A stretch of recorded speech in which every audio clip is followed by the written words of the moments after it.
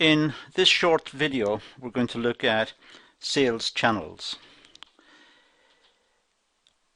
Specifically, we're going to deal with the selection of sales channels and look at some of the issues involved when selecting a sales channel.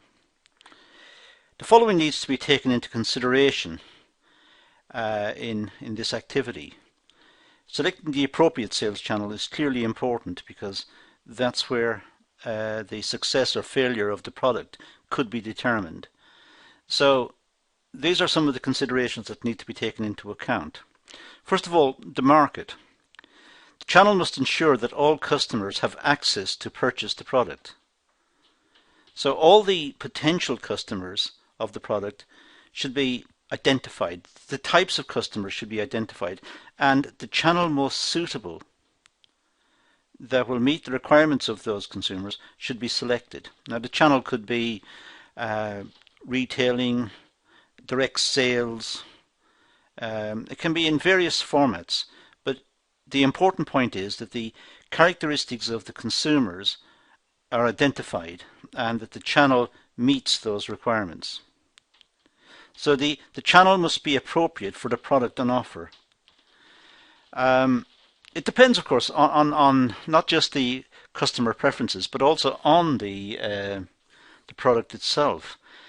It's the case that if it's an expensive product, then more exclusive channels will be used.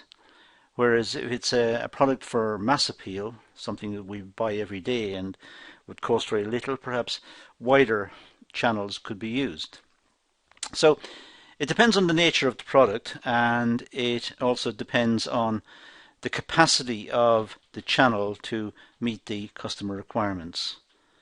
So an expensive watch will go through an expensive jewelry shop, and there may be fewer of those around.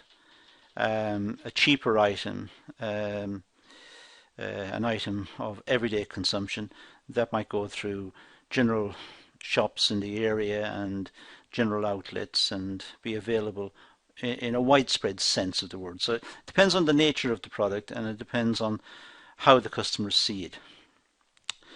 The channel costs must be borne in mind as well. Channels are not free. They have to be paid for. There's direct channel costs. This could be measured in terms of storage, how much it costs to store the product. And also, it depends on the product, but it might be that more salespeople are required. It might be a big item, it might be a very popular item, so more salespeople are required. Again, additional channel costs. There will be greater market coverage, of course, as a consequence, and the calculus or the calculation has to be in terms of the additional revenue received from sales versus the cost of having more salespeople and extra storage and so on.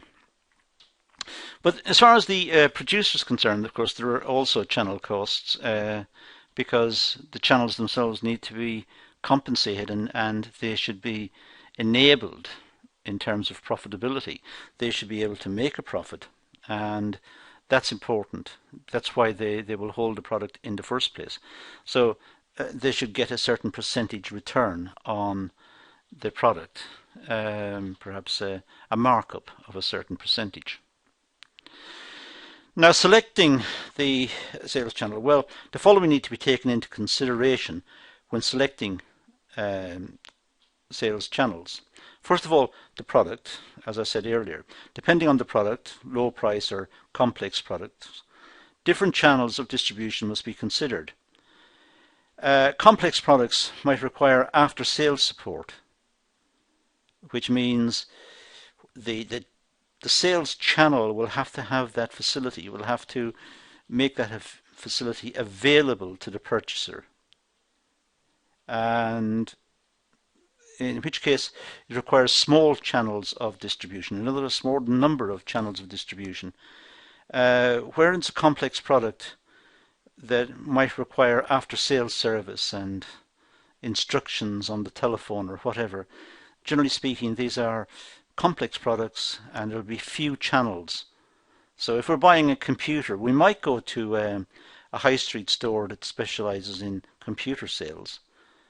When we buy the product, we might get access to a support line, which might be supplied by the producer, the product producer, the original producer, or it might be supplied by the store itself. It depends. But certainly the number of channels will be determined by the complexity of the product. And also the product life cycle. Channels are selected depending on the stage the product is in the product life cycle. New products will need more intensive distribution to launch into the market, whereas established products have different distribution methods.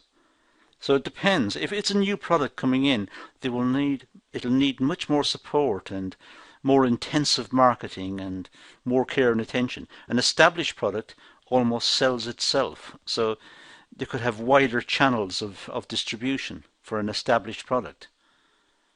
A product which is nearing the end of its cycle, that might need a lot of support as well, or it might need to be managed out of the market and perhaps be used to introduce its replacement, a new product to replace it. So there are issues in the selection of sales channels, and as I said, this has been a very, very short video to just mention some of the sales channels considerations when selecting the sales channel. What are the considerations? And the main ones we've just highlighted in this session. And that's all I'm going to do in this very brief video, so thank you for watching.